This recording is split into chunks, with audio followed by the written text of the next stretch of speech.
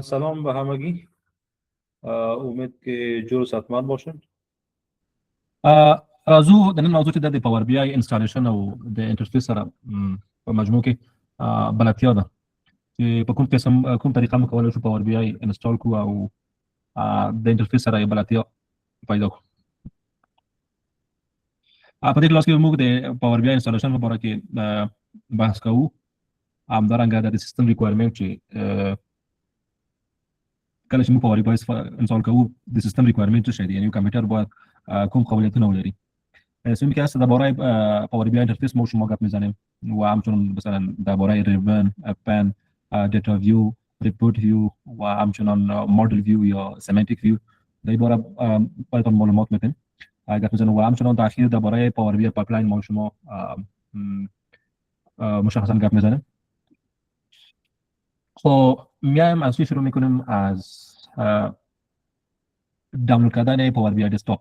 خب وقتی که مثلا ما شما میگیم که پاور بی آی ما اینستال میکنیم، این روز ما شما درباره مین کامپوننت ها یا بخش اساسی پاور بی آی که بود گپ زده بودیم، زیر بحث قرار گرفته بودیم. یکیش که بود پاور بی آی دسکتاپ بود، دومیش که بود پاور بی آی سرویس، سومیش که بود پاور بی آی موبایل و چهارمیش که بود پاور بی آی گیتوی بود. مشخصا وقتی که ما شما درباره اینستالیشن پاور بی آی گپ میزنیم، هدف ما از چی است؟ هدف ما از پاور بی آی دسکتاپ است. پاور بی آی دسکتاپ آن چطور اینستال کردن میتونیم؟ در کل دو راه مشخص وجود داره. یک شکست میشه که از طریق مایکروسافت استور چرا مستقیما پاور بی آی دسکتاپ هم دانلود کنیم و اینستال کنیم، و دومش که هست با استفاده از چی؟ از اگزی فایل یا از ست اپ پاور بی آی میشه که تو پاور بی آی دسکتاپ چی کنیم؟ اینستال کنیم. در کل میشه که از دو روش استفاده کنیم به خاطر اینستالیشن. در این اسلاید فقط یک چند نقاط مهم مثلا اینجا آوردم که حداقل بفهمیم که از کدام روش باید استفاده کنیم.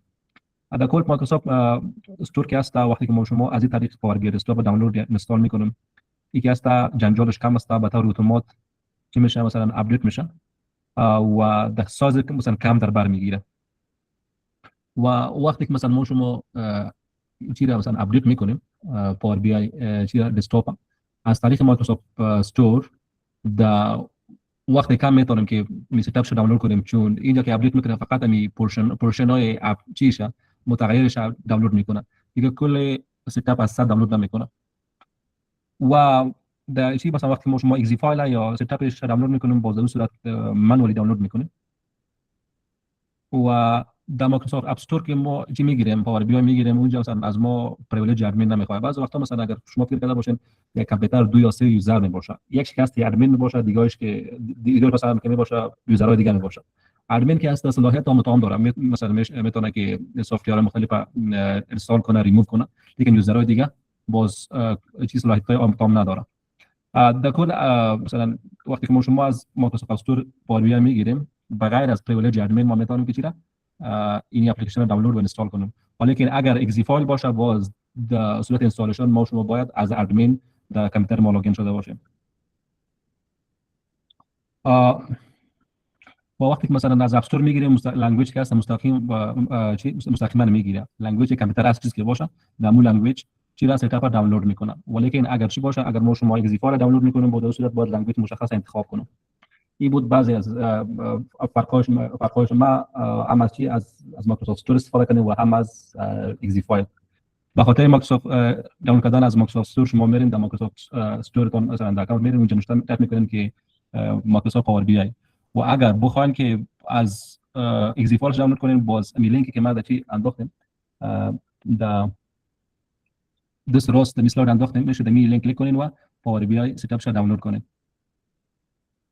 هر وقتی که دانلود کردین اگزی فایلش بسیار آسان است، مثل دیگه سافت ویر مثلا لنگویج انتخاب میکنین یا تو پیش میری و برای یک چند دقیقه وقت میگیره تا که لایبرری ها دانلود کنه و ست اپ شما چی میشه؟ اینستال میشه. در آخر اینستالیشن برای شما صفحه پاور بی آی دسکتاپ واز میشه.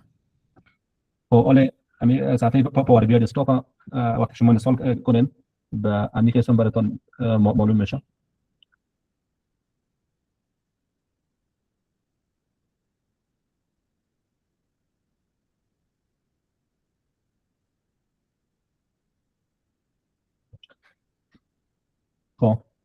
صفحه ما براتون معلوم میشه صفحه پاور بی آی یا فعلا چی هستن سلاید ها هستن. بله استاد فعلا سلاید میبینیم.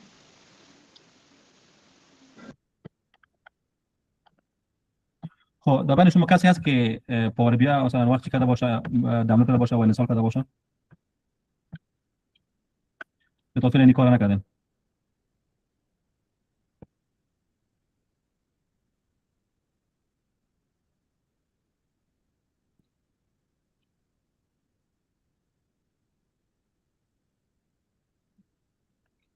خب این صفحه براتون معلوم میشه.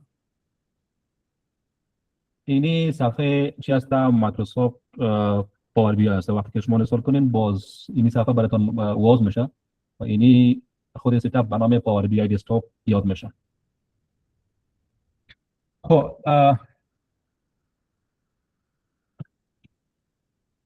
سیستم ریکوایرمنت وقتی که ما شما بخوایم که پاور بی آی دسکتاپ اینستال کنیم کدام ریکوایرمنت یک کامپیوتر باید داشته باشه؟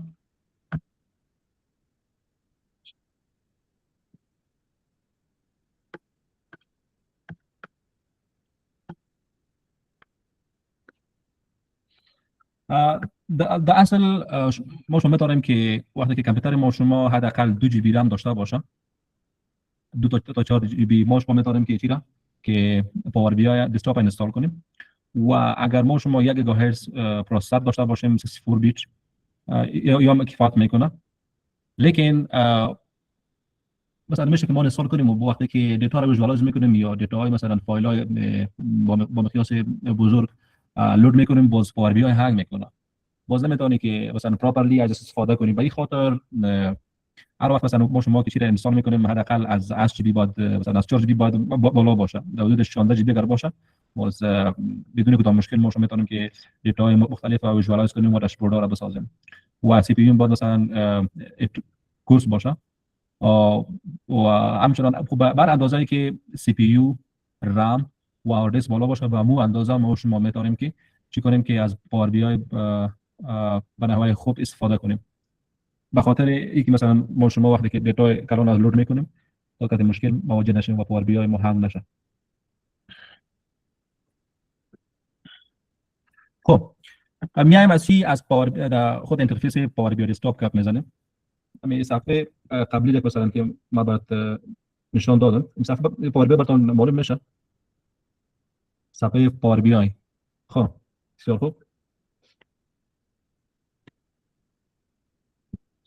اینجا در اصل ما شما 4 یا 5 بخش اساسی داریم.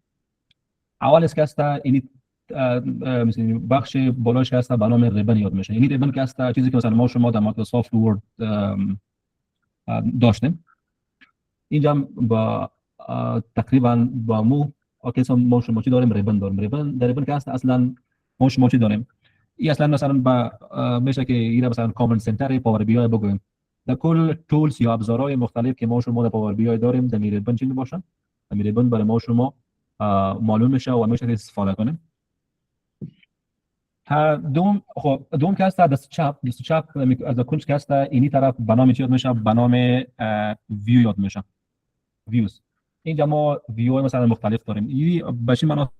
با استفاده از چی؟ از ویو ما شما مثلا میتونیم که از چی؟ از داشبورد با چی بریم؟ از داشبورد با تیبل بریم و از تیبل پس چی بریم؟ در مدل بریم. یعنی برای ما شما آپشن های دیگه که توسط پاور بی آی چی میشه؟ سپورت میشه برای ما شما نشان داده میشه. باز در هر ویو ما یک چی؟ هر ویو که هست باز به خاطر یک مقصد مشخص استفاده میشه. اینکه به کدام مقصد استفاده میشه میره باز پسان زیر بحث قرار میگیریم. در مجموع بین مثلا یا سکشن ویو که هست آپشن های مختلف برای ما میده که هر آپشن که هست به خاطر یک هدف مشخص استفاده میشه. دست راست که هست در کنج که هست اینی طرف که هست به نام چی یاد میشه؟ دست راست که هست در مجموع به نام پن یاد میشه. اینجا یعنی پن در مجموع مثلا به معنای سکشن هست. اینجا که هست باز ما شما چندین سکشن ها داریم و در پن که هست مثلا ما شما چی داریم؟ بخش ویژوالایزیشن داریم، چارت ها داریم که چارت انتخاب میکنیم. دوم که هست بخش فیلتر داریم دیتا رو مثلا فیلتر میکنیم. واسه که هست مثلا بخش دیتا است، دیتا که ما شما انتخاب کردیم باز اینجا اینی پن برای ما شما نمایش داده میشه. خب پس به چی بریم که مثلا براتون چی عملا نشان بدیم.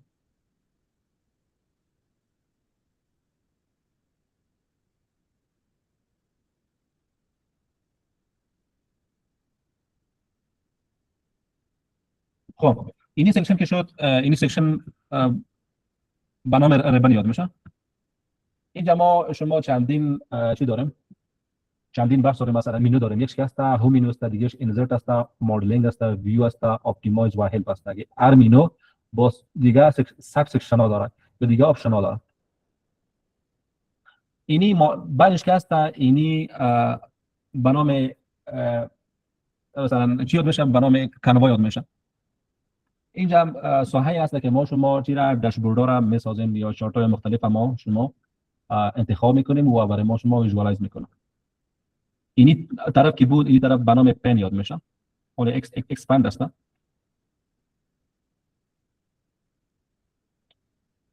اینی آپشن که هست آپشن دیتا است. فعلا مثلا ما شما دیتا نداریم، وقتی که دیتا لود کنیم به پاور بی آی باز تبلا برای ما شما اینی طرف معلوم میشه. و یکی هست بخش چی هست، بخش فیلتر است. خب فعلا مثلا ما شما کدام دیتا مشخص نداریم، وقتی که مثلا ما شما دیتا مشخص در پاور بی آی لود کنیم باز میشه کلی آپشن ها برای ما معلوم شود.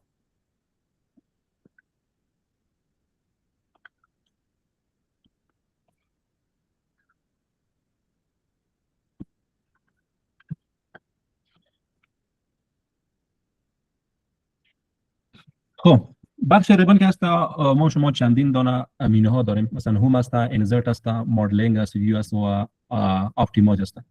در هم که هست در بخش هوم یا در مینوی هوم ما آپشن های دیتا داریم. مثلا اگر بخوایم که دیتا بی پاور بی آی که یک دیتا مشخص ما چی کنیم وصل کنیم، از آپشن هوم استفاده میکنیم. با استفاده از مینوی هوم ما میشه که دیتا را ریتریو کنیم یا از یک جای مشخص دیگر بگیریم، دیتا را ترانسفورم کنیم، یعنی در دیتا تغییرات بیاریم و همچنان دیتا را مثلا چی کنیم پابلش کنیم. اینی آپشن ها در هوم هستن. در انسرت که هست در بخش انسرت مثلا ما میشه که ویژوال های نو اد کنیم، مثلا بٹن اد کنیم یا شیپ اد کنیم. و در بخش مدلینگ هست در کل این که هست بخش است که ما اینجا میتونیم که تبل های نو بسازیم، فانکشن های داکس استفاده کنیم. درباره داکس باز در دیتیلز گپ میزنیم. داکس اصلا فانکشن های مثل چی واری است، مثل فانکشن های اکسل واری است، لیکن اینجا که هست از لنگویج ام استفاده شده. سنتکس هاش که هست نظر به اکسل فرق داره. و باز در کل ما شما اینجا مثلا چی فانکشن ها و فرمولا رو نوشته میکنیم به خاطر چی، به خاطر ادوانس دیتا انالیسیس. اینی داکس مثلا میشه که چی با استفاده از مینوی مدلینگ چی کنیم استفاده کنیم. دیگهش که هست به نام ویو هست. اینجا شما اشتباه نکنید، بیشتر مثلا چی در بخش چی که بود در دست چپ پاور بی آی دسکتاپ ما شما ویوز داشتیم، چندین ویو، مثلا مدل بود، دیتا ویو بود و چی بود ریپورت ویو بود. اینی ویو و اینی ویوی که مثلا ما شما چی داریم در ریبن داریم فرق میکنه، چیش فرق میکنه، آپشن هاش مثلا فرق میکنه. اینجا در ویو مثلا ما شما میتونیم که چیزا که در مجموع لایاوت داشبورد ما مثلا تاش تغییرات بیاریم، سایزاش مثلا کلان خرد کنیم، در پارامترایی که مربوط لایاوت پاور بی آی میشه ما شما میتونیم که از این طریق تغییراتش بیاریم. و آخرش که هست اپتیمایز است. اپتیمایز که هست این باز بخش ادوانسش هست، به خاطر پرفورمنس انالیسیس و کوئری ریدکشن ما شما از اپتیمایز استفاده میکنیم. این باز کمی چیز کمی ادوانس هست. در کل آپشن هایی که ما در زیر هر مینو داریم، این کل آپشن ها هر وقت برای ما شما چی نمیباشه، فعال نمیباشه. زیادتر آپشن هاش که هست در یک وقت مشخص فعال میشن. به طور مثال وقتی که مثلا ما شما دیتا نداشته باشیم، مثلا زیادتر آپشن ها زیر مینوی مینوی انسرت و هوم فعال نمیباشه. دیگه مثلا به طور مثال ما دریل داون و دریل ترو داریم. اینی آپشن ها وقتی فعال میشه که دو تا تیبل مشخص با یک دیگه چی باشه، با یک دیگه وصل باشه. یعنی در کل آپشن هایی که برای ما شما در پاور بی آی زیر مینوهای مشخص لیست میشه هر وقت فعال نمیباشه، نظر به حالت مشخص اتومات چی میشه، فعال میشه.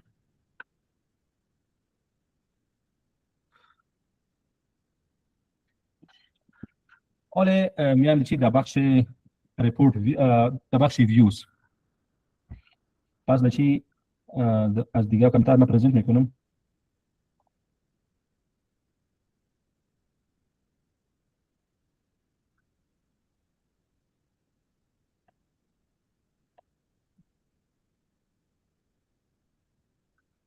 خب هدف ما از این چی هست؟ از این سکشن پاور بی آی هست.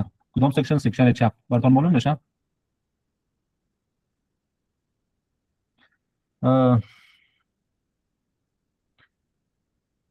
اسکرین د احمد په نوم د اکاونټ څخه شیر شوی. مشکل نه لري، هغه خپل زما اکاونټ دی، دوه کمپیوټر څخه لاګین یم تر څو دا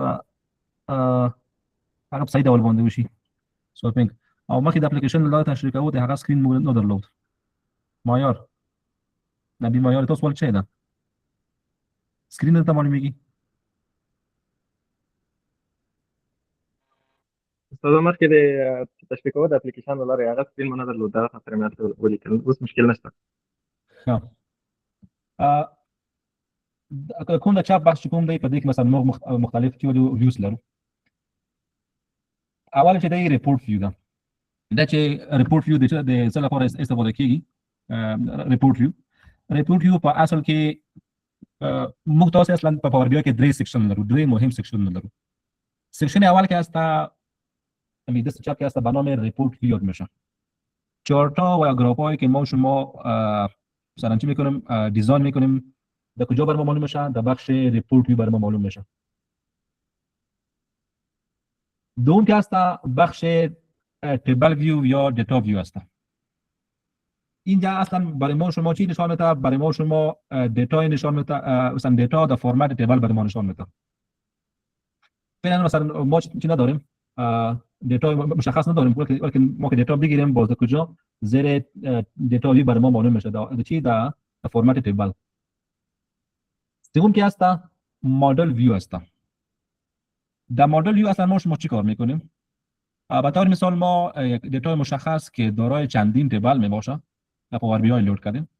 در مدل ویو که هست رابطه یا ریلیشن ها بین تیبل های مختلف ما ایجاد میکنیم. خب اگر کسی درباره دیتابیس معلومات داشته باشه، در دیتابیس ما شما چی داریم؟ در ریلیشن دیتابیس ما شما ریلیشن داریم بین دو تا تیبل.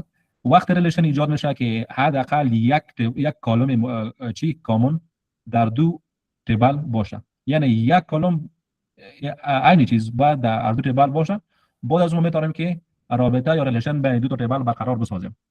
در پاور بی آی تقریبا امی گپ است. بین دو تیبل ما وقت رابطه را برقرار کردن میتونیم که حداقل یک کالم کامن یا یکسان در دو تیبل باشه. خب یعنی در کل ما شما زیر مدل ویو رابطه یا ریلیشن ها بین تیبل های مختلف برقرار میکنیم. یکیش مثلا برقرار میکنیم باز عملا بهتون نشان میدم تا برای فعلا حداقل امی هدف هر سکشن یا هر ویو براتون معلوم شود. در چی که هست در ورژن های پاور بی آی قبلی ما شما فقط امی سه دانه چی داشتیم. یکیش که بود ریپورت ویو، دیتا ویو و مدل ویو است. لیکن در ورژن های جدید که هست ما شما چی داریم؟ دو دانه مینو یا بیای دیگه هم داریم. یکیش که هست به نام داکس یاد میشه.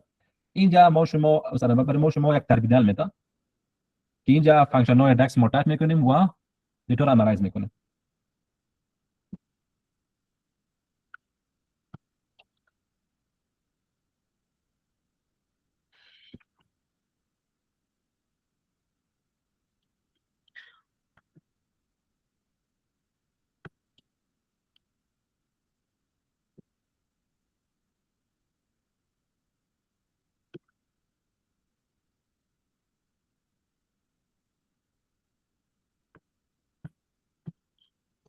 خب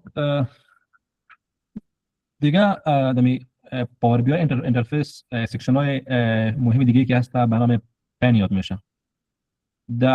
از لحاظ پن ما شما سه قسمت داریم. یکیش که هست به نام دیتا پن یاد میشه. دیتا پن که هست دمی در بخش در دست راست دمی کنج اینجا برای ما شما دیتا نشان میده، دیتایی که در پاور بی آی ما شما لود کرده باشه. دومیش که هست ویژوالایزیشن پن هست. در ویژوالایزیشن پین برای ما شما کل چارتا و یا گرافایی که توسط پاور بی آی سپورت میشه برای ما شما نشان داده میشه. وقتی که ما بخوایم که دیتا مشخص با استفاده از یک ویژوالایز کنیم، از چی استفاده میکنیم؟ از ویژوالایزیشن پن. یکی از 4 تا انتخاب میکنیم و دیتا رو برای سلیکت میکنیم. سیمیش که هست به نام فیلتر پن یاد میشه. فیلتر پن که هست پالوی چی هست؟ پالوی دیتا است. اینجا مثلا شما فیلترهای مشخص چی میکنیم؟ فیلترهای مشخص ما سر صفحه مشخص اپلای میکنیم. اینی بخش که هست به نام چی هست؟ به نام فیلتر یاد میشه. یکی هست دیتا است. و با استفاده از این آپشن ما مثلا میتونیم که چی را که سکشن های مختلفه چی کنیم؟ اکسپاند و یا کلاپس کنیم، یعنی هاید یا اکسپاند کنیم. اینجا اولی که انتخاب کنیم برای ما شما چی را دیتا پن فارم میکنه. دومیش که هست ویژوالایزیشن است و سومیش که هست باز. اینی بخش که هست بخش سوم این فرمت میگه. بخش فرمت که هست از این طریق ما شما میتونیم که در یک ویژوال مشخص تغییرات بیاریم. مثلا مثال کلر یک چارت تغییر کنیم. اینی فرمت که هست به خاطر چی؟ به خاطر مودیفیکیشن شوی ویژوال استفاده میشه.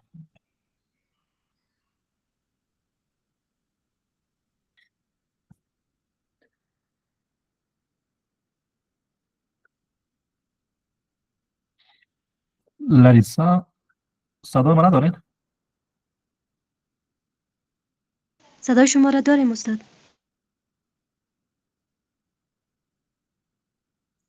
خب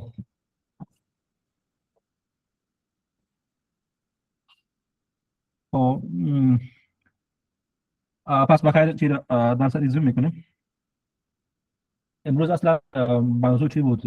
موضوع آشنا شدن با امرای چی؟ امرای انترفیس پاور بی آی بود. یکی از آپشن‌های مهم دیگه که هست که قبلا در پاور بی آی ما شما داشتیم برنامه چیست؟ برنامه کوپایلوت است. اینی مدل ای آی است که توسط مایکروسافت شده، دیولپ شده و فعلا ما شما می‌تونیم فعلا که است مستقیم امرای پاور بی آی دسکتاپ اینتگریت شده. یک وقت مثلا به خاطر معلومات شما یک وقت ما پاور بی آی استفاده می‌کردیم، اون وقتا چت جی پی تی نو برآمده بود. باز به خاطر مثلا دیسکریپتیو انالیتیکس ما ضرورت به داشتیم که دیتایی که در پاور بی آی هست مستقیما توسط یک مدل ای آی شود انالایز شود. دو وقتا باز چون پایلوت نبود و مستقیم کاری که کردیم امرای چی؟ امرای پاور بی آی مدل چت جی پی تی از با استفاده از کی که توسط اوپن ای آی داده میشه اینتگریت کردیم. بعد از او توانستیم که دیتا مشخص چی کنیم توسط چت جی پی تی یا ای آی انالایز کنیم خود داخل پاور بی آی.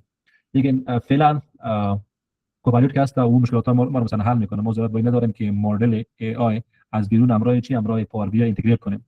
مستقیما با مایکروسافت کوپایلوت به خاطر مثلا چی دیپ انالیسیس چی کرده اینتگریت کرده.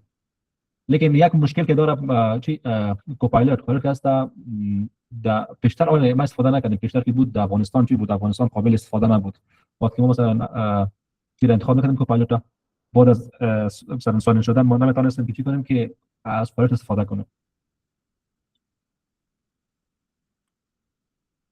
و باز اگر شما استفاده میکنید باز میشه وی پی ان اینستال کنید. باز وی پی ان که اون کردین میشه که از کوپایلوت داخل چی استفاده کنید؟ پاور بی آی. و کوپایلوت که هست در آفیس 365 در ما میتونیم که در ورد اکسل هم استفاده کنیم. فقط یک پرومپت مشخص براش میتیم برای ماش میکنه دیتا مشخص انالایز میکنه. یعنی در کل زیاد مفید است.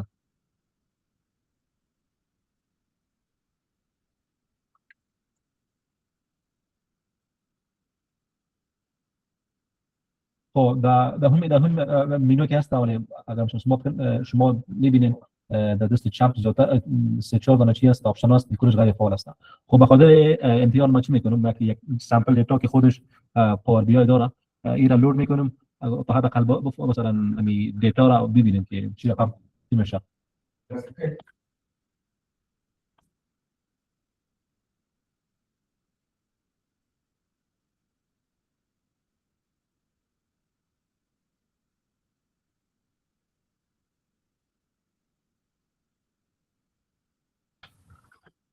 تو بخیر نیست.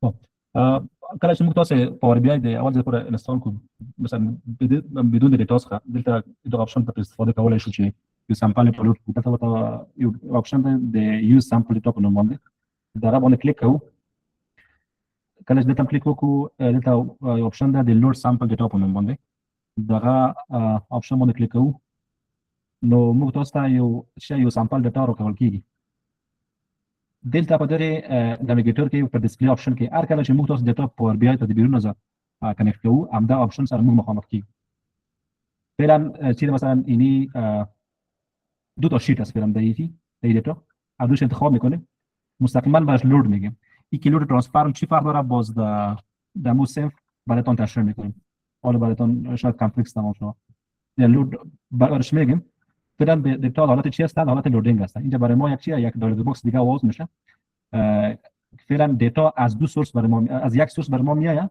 لیکن چی هست دو تا شیت هست اینجا فرق بین اینجا مثلا شیت چی هست و تیبل چی هست وقتی که دیتا مثلا ما مثلا مثال ما یک فایل اکسل داریم در اکسل مثلا ما شما 3 دانه شیت داریم در یک فایل اکسل 3 دانه شیت داریم وقتی که مثلا لود میکنیم باز برای ما شما اینجا مثلا چی باعث هر شیت که هست باعث یک تیبل چی میشه لود میشه حالا اگر دست راست ببینیم پیشتر که بود می بخش دیتا چی بود بخی خالی بود فعلا اینجا که هست دو دانه دیتا چی شده دو دانه شیت اد شده اگر اینی آیکون ما کلیک کنیم این برای ما اکسپاند میکنه فعلا اینی فاینانشال که هست یک شیت است یا یک تیبل است که دارای اینی کلمه می باشه و همچنان شیت وال که هست نام شیت است اینو که اکسپاند کنیم برای ما شما چی را نشون میده کل کلمه نشون میده فعلا ما شما در کدام ویو هستیم از کجا مثلا دیده میتونیم فعلا که هستیم ما شما در ریپورت ویو هستیم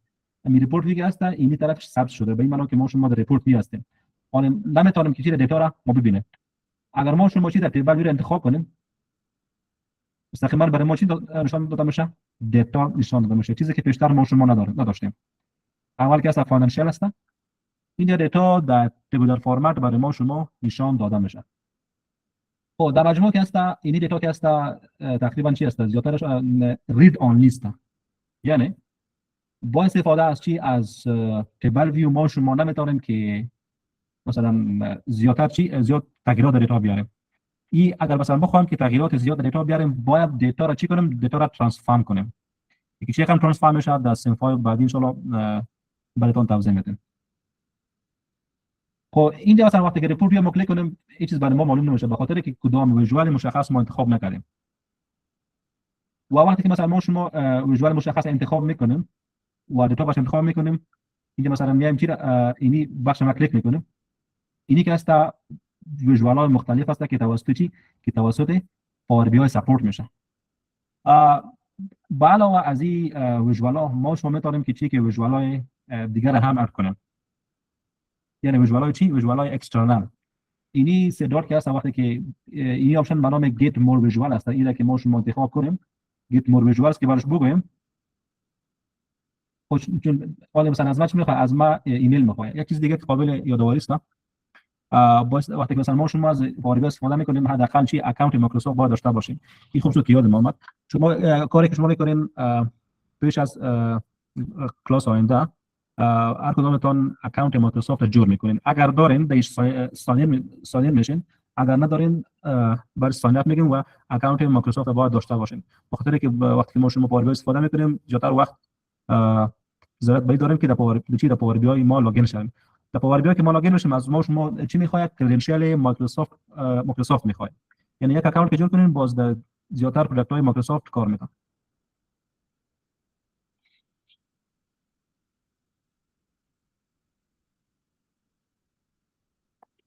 پایین که هست دمی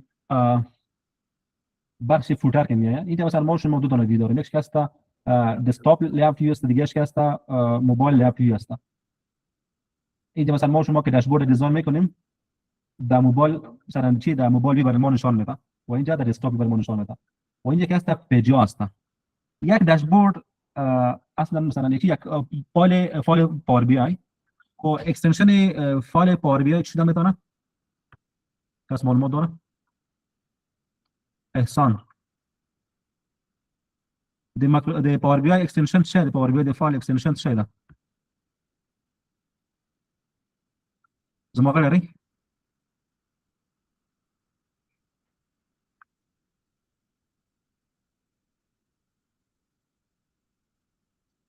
صدای ما دارین؟ بله استاد.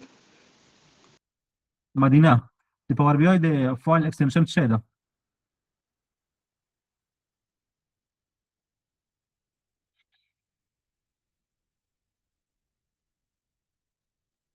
خب د پاور بی آی د فایل اکستنشن چه ده؟ دات چه ده؟ دات پی بی ایکس ده. مثلا د اکسل کوم اکستنشن چه ده؟ د اکسل د فایل اکستنشن چه ده؟ دات ایکس ال ایکس ده.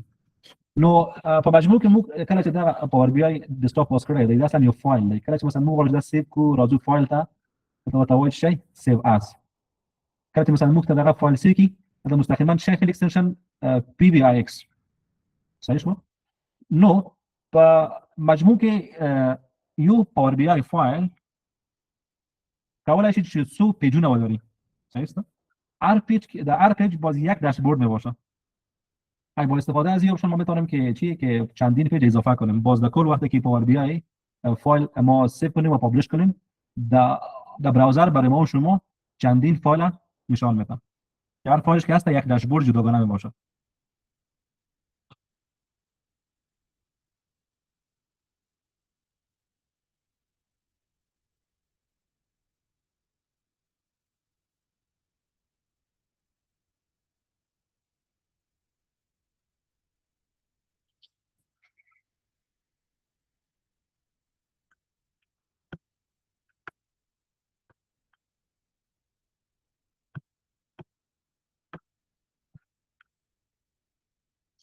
خب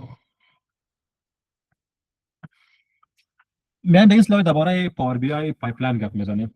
یعنی اسلاید تقریبا زیاد مربوط چی میشد؟ مربوط کلاس قبلی میشد. خب بازم به خاطر یادآوری به خاطر معلومات شما یادآوری کنم درباره پاور بی آی پایپلاین. اصلا پاور بی آی پایپلاین به این معنی است که دیتایی که در پاور بی آی مثلا میاد مثلا ترانسفورم میشه، ویژوالایز میشه، از کدام بخشا میگذاره. اولش که هست بخشی هست انجست. این مثلا ما شما چندین فیز داریم. یکیش که هست انجست است، دومیش که هست ترانسفورم است، سومیش که هست مدل است و چهارمیش که هست ویژوالایز است. این چهار فیزهای مهمه ما شما در پاور بی آی داریم. در بخش انجست ما شما چی میکنیم؟ دیتا را گت میکنیم، یعنی دیتا از سورس های مختلف میگیریم. میشه که سورس اکسل باشه، سی اس وی باشه، آن پرمیز ما شما دینا روز گپ زدیم که لوکال کامپیوتر سیو باشه و یا در کلاود باشه. و همچنین میتونیم مثلا که مستقیما در مثال وبسایت ویکی‌پدیا را چی کنیم؟ اش وصل کنیم. وقتی که از فیز انجست مثلا ما تیر شدیم دیتا رو مثلا گرفتیم در پاور بی آی لود کردیم. دومیش که هست ترانسفورم است. اسلاید براتون واضح معلوم میشه؟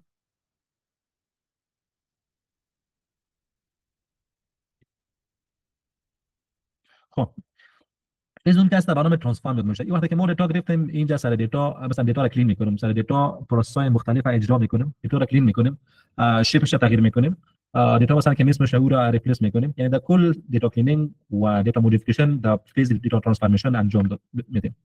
وقتی که دیتا از ترانسفورمیشن خلاص شد میره در فیز سومی. فیز سومی که هست برنامه مدل است یا مدلینگ است. اینجا هدف از مدلینگ بخش چی است؟ دیتا مدلینگ است. دیتا مدلینگ مثلا ما شما چیکار میکنیم؟ دیتایی که در فرمت های یعنی در فرمت تبل آمده، تبلایی که مثلا با هم دیگه کلمات مشترک داره، به او اساس دیتا امر یک دیگه لینک میکنیم. به خاطر چی دیتا مدلینگ میکنیم؟ اینا باز در کلاس مربوط دیتا مدلینگ باز میخوانیم.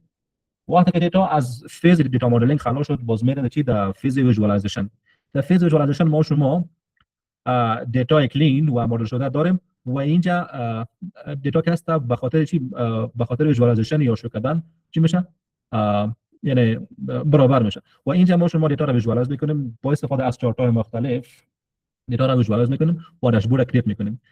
یک فیز اخیری که هست او اینی اصلا از پاور بی پایپلاین بیرون است، اوش که هست شیرینگ است که وقتی که ما چیز جور کردیم باز او شیر میکنیم تا دیگه یوزرها هم دیده بتونه.